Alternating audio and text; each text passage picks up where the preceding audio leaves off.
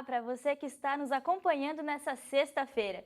Hoje é 1º de julho e estamos no ar com o Parada pra Euro, o programa da Eurocopa 2016, que é uma parceria entre os laboratórios de tele e radiojornalismo da Universidade Federal de Santa Catarina.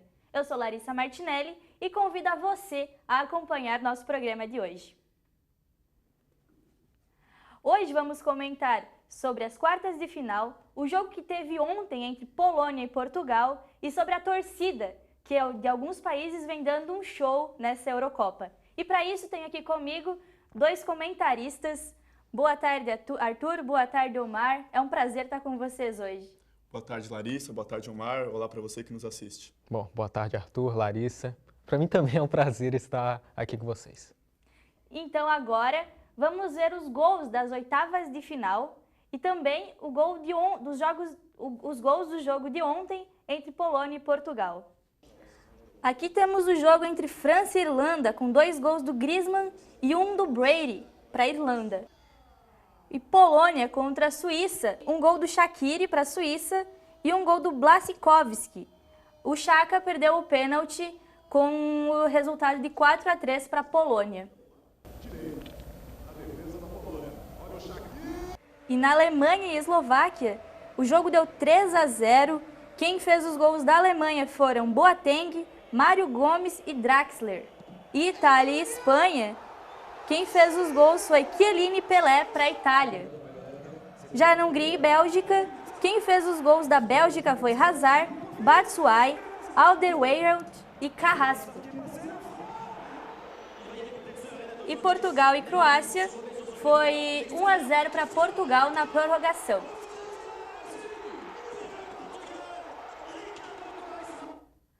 E no jogo de ontem, pelas quartas, Portugal empatou com a Polônia. Então a gente viu que, de novo, Portugal não conseguiu vencer no tempo normal de jogo, levando o jogo de novo para os pênaltis. E também vale lembrar que Portugal chegou às semifinais agora, mas não ganhou nenhum jogo no tempo normal de jogo. Foi só no empate. O que vocês acham que está acontecendo com a seleção portuguesa para estar obtendo esses resultados nessa Eurocopa?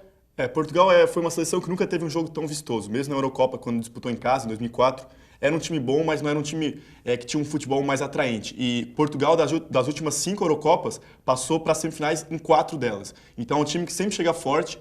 Mas nessa Eurocopa ele empatou todos os jogos. Um jogo contra a Hungria, um empate foi um jogo bem emocionante, mas nos outros jogos a gente vê, às vezes, o Cristiano Ronaldo não decidindo tanto, como já perdeu o pênalti nessa Eurocopa. Então são questões assim. Portugal até a segunda rodada era o time que mais havia chutado ao gol na Eurocopa, com uma grande diferença sobre os outros colocados. Então talvez seja na hora de acertar a pontaria, porque ele tem até criado grandes chances nessa Eurocopa. Bom, eu acho que mais Portugal, no fim das contas, não tem um time tão bom assim. É um time que tem um grande jogador que é o Cristiano Ronaldo, mas se baseia no seu jogo basicamente em cima dele. E isso prejudica, às vezes, o próprio futebol da equipe. Como até a gente vê, é um caso mais ou menos da nossa seleção, a seleção brasileira, que tem uma grande estrela, que é o Neymar, e não tem jogadores ali, teoricamente, do mesmo nível técnico. Então se baseia no jogo muito com relação a esse grande jogador. Já Portugal é a mesma coisa. E o Cristiano Ronaldo é o fim da temporada europeia e aparentemente ele não chegou muito bem para essa Eurocopa. Foi uma temporada muito longa e ele aparentemente não está tão bem fisicamente, não está jogando bem.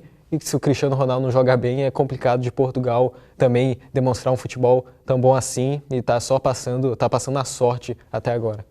E você, Arthur, você acha que a atuação da seleção portuguesa se deve à má atuação, a atuação mediana do Cristiano Ronaldo nessa Eurocopa? Eu acho que a gente não pode sacrificar o Cristiano Ronaldo porque, assim, não é culpa dele que ele tem que ser o único jogador a levar essa seleção de Portugal. Tudo bem que quando ele joga muito bem, ele praticamente ganha o jogo para Portugal sozinho, mas Portugal tem uma boa leva aí de revelações, como o William Carvalho, que é um jogador que está no banco, volante, o Renato Sanches, que fez o gol dessa partida aí, o gol de empate de Portugal contra a Polônia, também são bons jogadores, mas ainda são muito novos. E eles veem no Cristiano Ronaldo um grande exemplo, um grande líder. Ele que às vezes, como o Omar falou, às vezes ele fica até chateado quando não recebe a bola, às vezes ele quer muito a bola para ele, mas eu acho que a gente não dá para sacrificar, como o Omar falou, é fim de temporada e a culpa não é dele, se Portugal depende apenas dele para passar. Mas a gente viu também como, por exemplo, Portugal e Croácia. A Croácia era um time muito melhor, assim, jogando, e Portugal acabou ganhando na sorte. né, um golzinho no finalzinho ali, que teve a participação do Cristiano Ronaldo. Então eu acho que Portugal, como o Mar falou, está passando meio que na sorte aí até essa semifinal.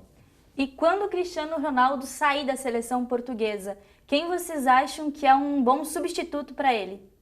Eu acho que não tem como achar um substituto de um jogador tão bom assim, né? Para mim ele é o segundo melhor do mundo hoje, é só atrás do Messi.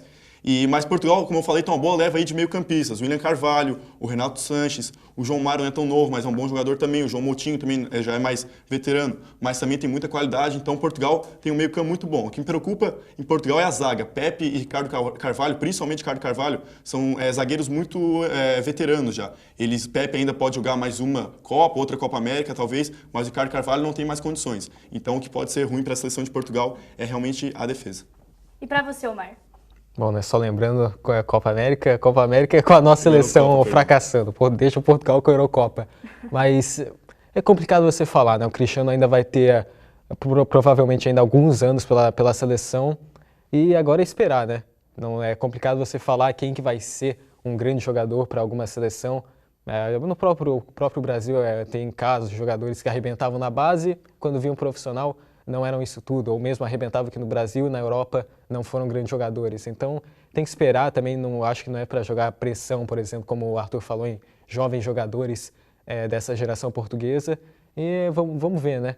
Vamos ver como é que eles vão se desenvolver, se alguém vai chegar num nível próximo do Cristiano Ronaldo nos próximos anos. Então agora, vamos à nossa tabela para mostrar os jogos que teremos nesse final de semana.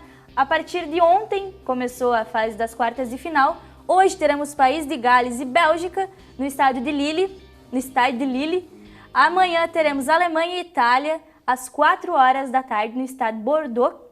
E no domingo teremos França contra Islândia no estádio de France às 4 horas da tarde também. Como vocês acham que vai ser esse jogo Alemanha versus Itália, esse clássico europeu? Que com certeza vai ter uma grande audiência e promete jogão, hein? É o jogo mais interessante até agora dessa Eurocopa. São dois estilos também opostos. A Alemanha, que gosta muito da posse de bola, é a segunda seleção que mais prefere ficar com a bola. E a Itália, que vai dar a bola para a Alemanha e tentar o contra-ataque. Então, vai ser um jogo muito interessante, de dois times tradicionalíssimos, camisas muito pesadas. Então, eu acho que é o melhor jogo dessa Eurocopa e tende a ser um jogo muito bom mesmo de se assistir. Eu já falei, né, da seleção italiana antes, e a Alemanha, atual campeã mundial, é a seleção, teoricamente, a seleção mais forte dessa competição, joga para frente, sempre buscando a posse de bola. A Itália realmente está fazendo uma excelente campanha, até surpreendendo, está muito sólida defensivamente, e na frente, com até o Éder, o Pelé, estão fazendo os gols. É a promessa de um grande jogo e vamos ver no que vai dar, né? A Alemanha indo para cima, mas a Itália pode surpreender. E o palpite de vocês para o jogo? Quem vocês acham que vai levar a melhor nesse confronto? O jogo é muito difícil, são dois confrontos táticos bem interessantes, as duas seleções se comportam taticamente de maneira diferente, mas é bem interessante. Então, mas eu vou chutar que a Alemanha leva pelo estilo de jogo dela, que vai mais para cima, mas não me surpreenderei nem um pouco a Itália levar e ser até campeã dessa Eurocopa, mesmo com um elenco bem mediano.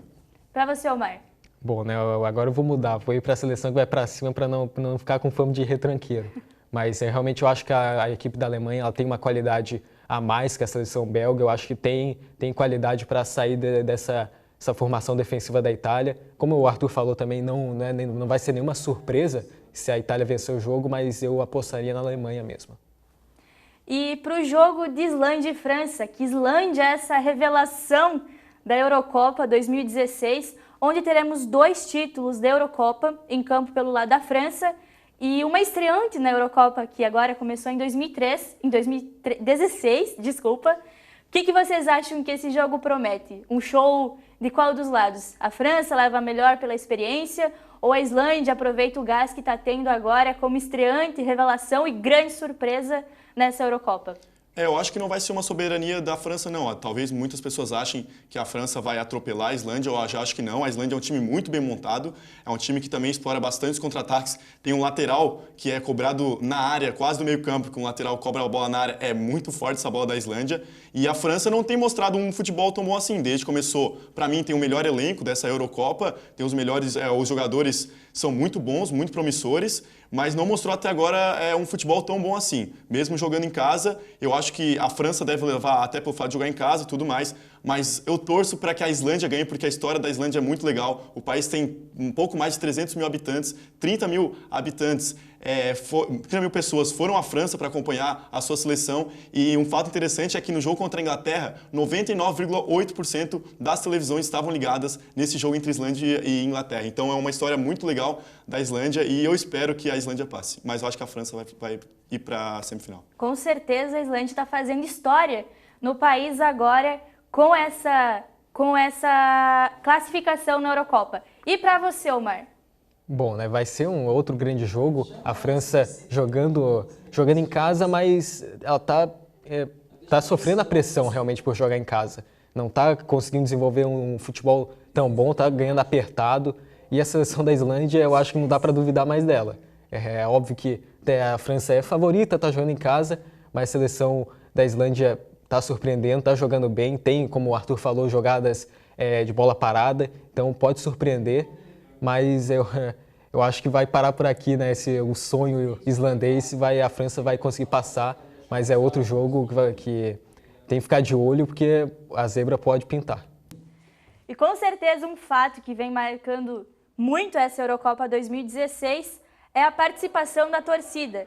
Aqui a gente está vendo a torcida da Islândia logo depois da classificação para as quartas de final contra a Inglaterra.